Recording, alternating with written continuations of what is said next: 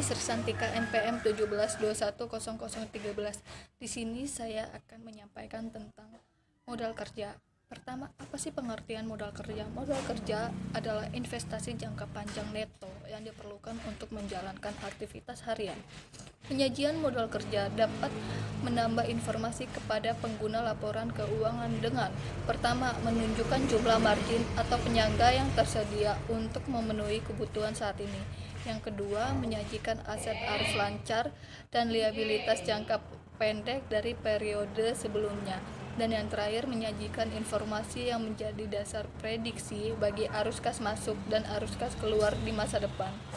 Lalu ada komponen modal kerja, yaitu terbagi menjadi dua, aset lancar dan liabilitas jangka pendek. Di dalam aset lancar, terdapat kas yang tersedia untuk operasi saat ini dan komponen yang setara dengan kas.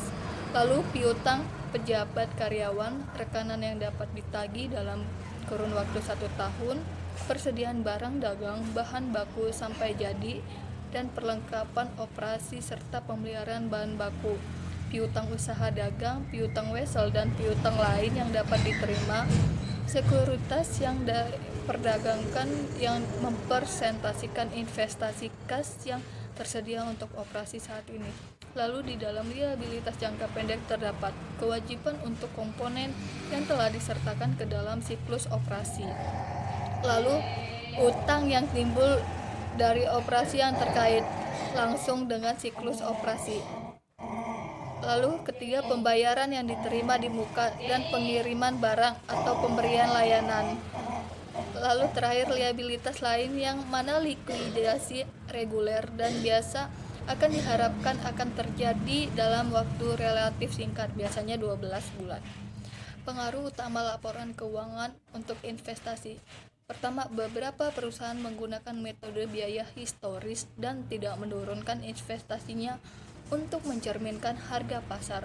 Oleh karenanya, mereka menyertakan portofolio investasinya dengan jumlah di atas harga pasar saat ini. Lalu beberapa perusahaan menggunakan metode LCM, menilai investasinya berdasarkan nilai pasar dan menurunkan investasinya ke harga saat ini ketika pasar saham mencapai tingkat terendah. Akibatnya perusahaan-perusahaan itu menyertakan investasinya pada jumlah bahwa perolehan dan nilai pasar saat ini. Klasifikasi sekuritas utang dalam 3 kategori, yaitu pertama, sekuritas perdagangan, sekuritas yang dimiliki untuk dijual kembali. Lalu ada sekuritas yang tersedia untuk dijual.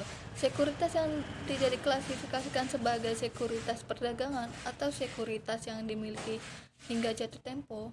Lalu ada sekuritas yang dimiliki hingga jatuh tempo, yang mana entitas laporan memiliki tujuan positif dan kemampuan untuk menahan sekuritas tersebut hingga jatuh tempo.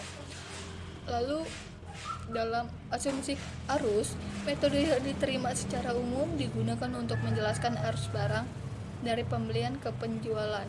Identifikasi khusus. Pertama, masuk pertama, keluar pertama, yaitu FIFO. Lalu ada masuk terakhir, keluar pertama, yaitu LIFO, dan ada rata-rata atau average.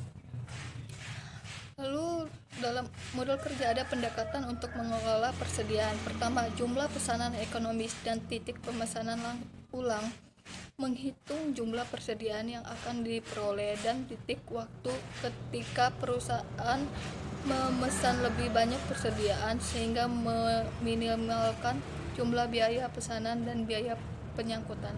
Lalu ada just in time, memesan persediaan sesuai kebutuhan sehingga mengurangi atau menghilangkan biaya pengangkutan.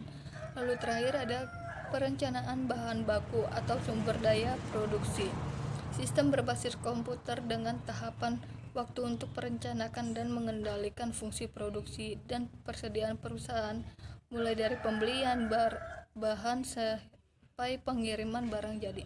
Kesimpulannya yaitu pengukuran dan pengungkapan modal kerja pada laporan keuangan telah dianggap sebagai fungsi akuntansi yang sesuai selama beberapa dekade, sehingga penggunaan konsep analisis keuangan diterima hampir tanpa pertanyaan. Ini bukan mengatakan bahwa konsep tersebut tidak menghadirkan beberapa masalah serius seperti Pertama, inkonsistensi dalam pengukuran berbagai komponen modal kerja. Lalu, kedua, perbedaan opini tentang hal-hal yang harus dimasukkan dengan elemen-elemen modal kerja. Dan terakhir, kurangnya persepsi dalam arti istilah-istilah tertentu. Sekiranya sekian yang dapat saya sampaikan tentang modal kerja. Apabila saya ada kesalahan kata, saya mohon maaf dan terima kasih.